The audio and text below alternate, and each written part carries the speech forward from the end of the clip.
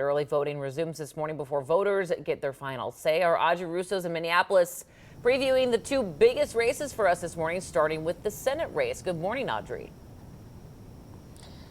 Good morning. Even if you live under a rock here in Minnesota, you have no doubt seen advertisements for this race. The stiffest competition, of course, coming on the DFL side, which pits Congresswoman Angie Craig against current Lieutenant Governor Peggy Flanagan. Now, one of the biggest highlights of this race has been fraud.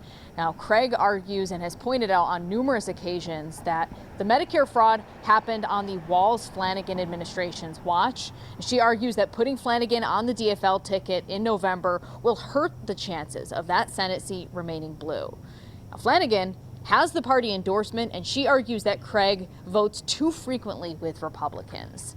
And speaking of the GOP, Michelle Tafoya is vying to be on the Republican side of the ticket come November. The former broadcaster is facing off against former Navy SEAL Adam Schwarzy.